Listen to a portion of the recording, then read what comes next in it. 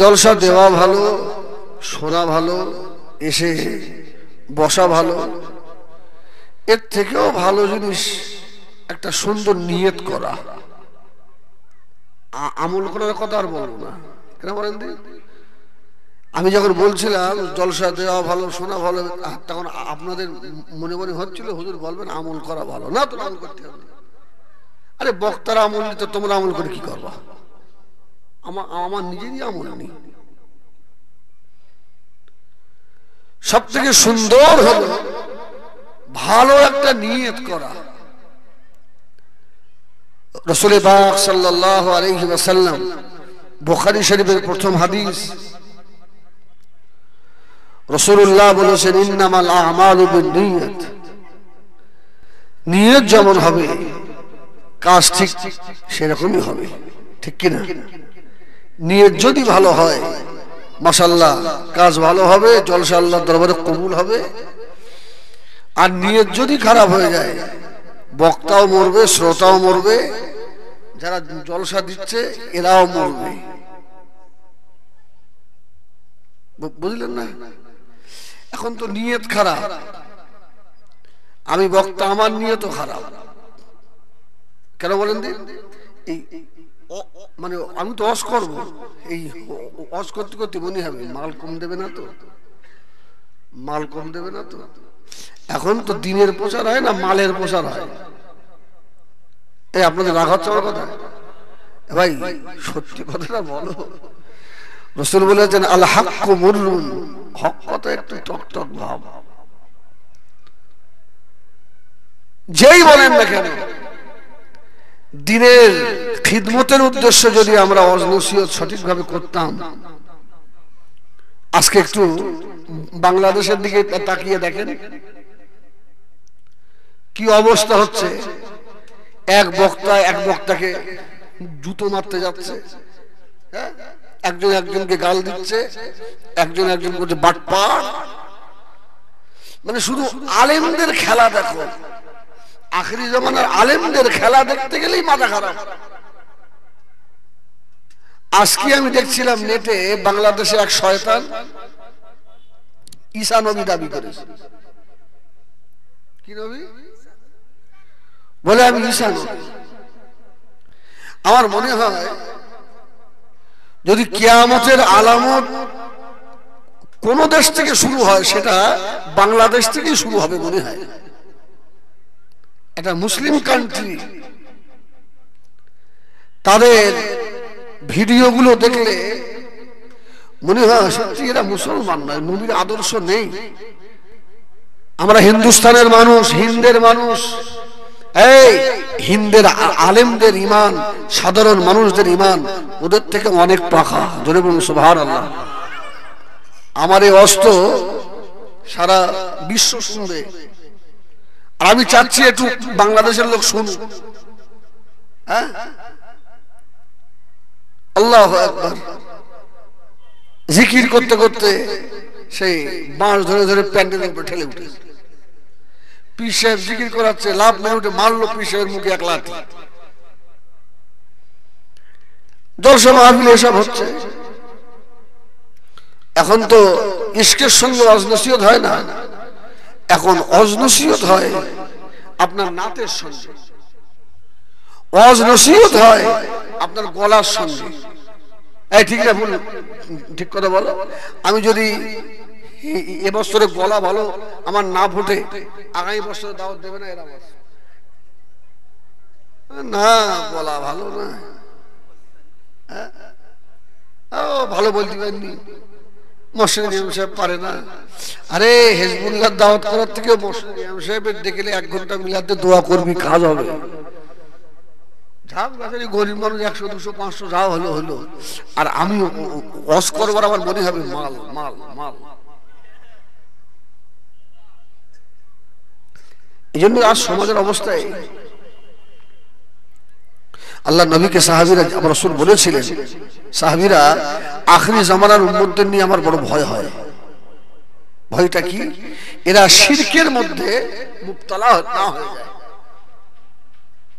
এখন শিরকের দুটো ভাগ আছে, একটা হলো শিরকে আসগার, ছোট ছোট শিরক, আর একটা হলো শিরকে আকবার, বড় বড় শিরক। আমার শাহানুর ভাই বলছিল যে আমরা তেল নিয়ে খেতুম, ওগুলো শিরকে আকবার।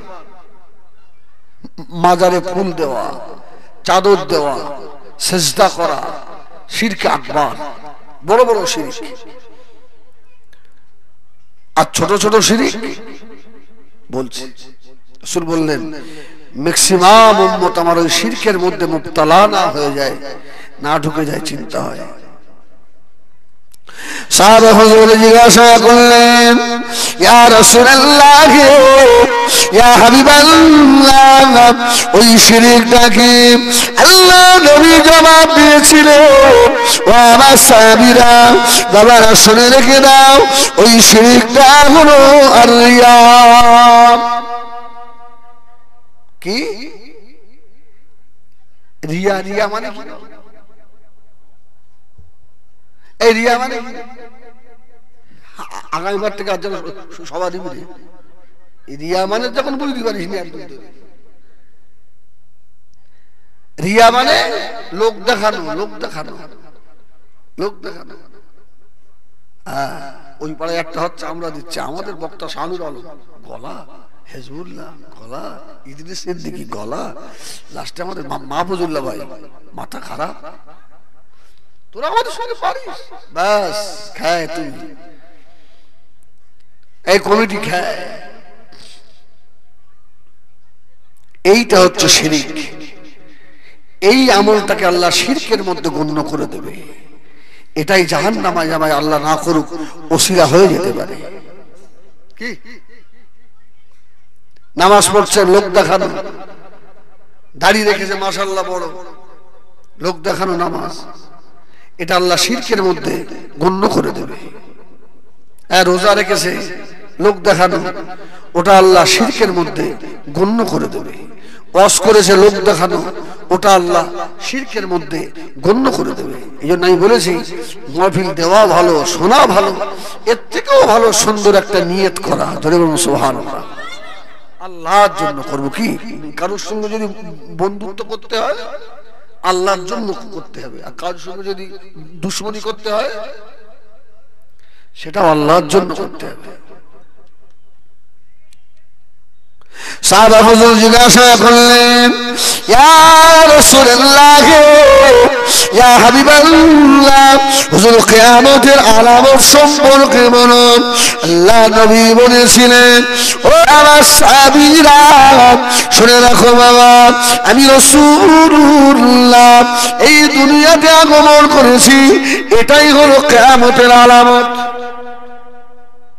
কি আমি নবী এসেছি, আরে এটাই কিয়ামতের আলামত। কেন? মা কানা মুহাম্মাদুন আবা আহাদিন মিন রিজালিকুম ওয়ালাকিন রাসূলুল্লাহ ওয়া খাতামান। আমার নবীর পরে কোন নবী আসবে? বাংলাদেশে নেট খুলে দেখবেন এক শয়তান বলছে আমি নবী। সে আবার নবী, একজন তো ঈসা নবী দাবি করেছে, আবার একজন নবী দাবি করে বসেছে। আমাদের ইন্ডিয়ায় করে না, আবার ওরা দেখবেন ওয়াজ করতে গিয়ে আমাদের ইন্ডিয়ার দুর্নাম গায়। আরে বাংলাদেশ তোমার কাছে ভালো, আমার ইন্ডিয়া হিন্দু, জৈন, পারসি, বাগদি, কাওরা আমরা একসঙ্গে থাকি, ভালো আমার দেশ, এটা আমার কাছে ভালো। ঠিক কিনা? তুমি আলেম হওয়ার যে হও, তুমি যদি আমার দেশের বদনাম করো, এটা আমার ঈমান, আমার সহ্য হবে না। হুব্বুল ওয়াতান ওয়া শা'বুম মিনাল ঈমান, দেশকে ভালোবাসা ঈমানের অঙ্গ। জোরে বলুন সুবহানাল্লাহ। শুধু ইন্ডিয়ার দিকে হাত দেখায়, আর ইন্ডিয়ায় দেখি বাংলাদেশ খাওয়া হয়, ইন্ডিয়াতে ঘুরছিস তো। তোদের মতো স্টেজে আমরা মারপিট করি না, আমাদের মধ্যে ভাগ আছে, কিন্তু স্টেজে উঠে মারপিট করে না। একটা আলেম ওয়াজ করলে তাকে স্টেজে উঠে কেউ বেইজ্জতি করে? কেউ করে আমাদের দেশে? হয়তো আগামী বছর তাকে দাওয়াত দেবে না। ভাই সব কথাগুলো বলা ঠিক হয়নি, ওরা ডাইরেক্ট স্টেজে উঠাই বন্ধ কর। আমি দেখছি আল্লাহু আকবার, আলেমদের ইজ্জত গেল কোথায়? নেটে একজন আলেম ওয়াজ করছে বাংলাদেশের, আর একজনকে বলছে আয় ওয়াজ বন্ধ কর, নালি মেরে তো থুতনি ভেঙে দেব। সর্বনাশ! তাহলে আলেমদের ইজ্জত গেল কোথায়?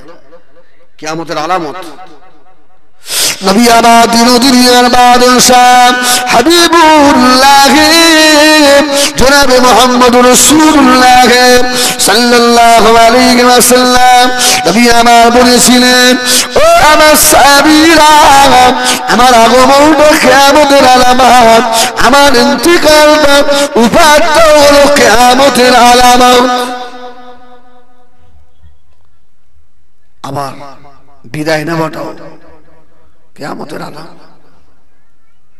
একজন সাহাবী জিজ্ঞাসা করলেন, ইয়া রাসূলুল্লাহ, ইয়া হাবিবাল্লাহ, হুজুর আমাদের কপাল, আমরা আল্লাহ নবীর পিছনে নামাজ পড়ি, আল্লাহ নবীর সঙ্গে মুসাফা করি, আল্লাহ নবীর সঙ্গে বসে এক দস্তরখানে খানা খাই। ইয়া রাসূলুল্লাহ, ইয়া হাবিবাল্লাহ, এটা তো আপনার শেষ জামানার উম্মতরা এর থেকে তো মাহরুম হয়ে গেল। তাহলে তারা এই নিয়ামত থেকে মাহরুম হলো। আমার রাসূল বলেছিলেন, না, আখিরি জামানায় কিছু উম্মত হবে যাদের ইজ্জত সম্মান আল্লাহ পাক তোমাদের থেকেও বেশি দেবে। জোরে বলুন সুবহানাল্লাহ। যারা আমাকে ডাইরেক্ট দেখেনি কিন্তু স্বপ্নে আমার দিদার করেছে। জোরে বলুন সুবহানাল্লাহ। এক দস্তরখানে খেলে কি হবে?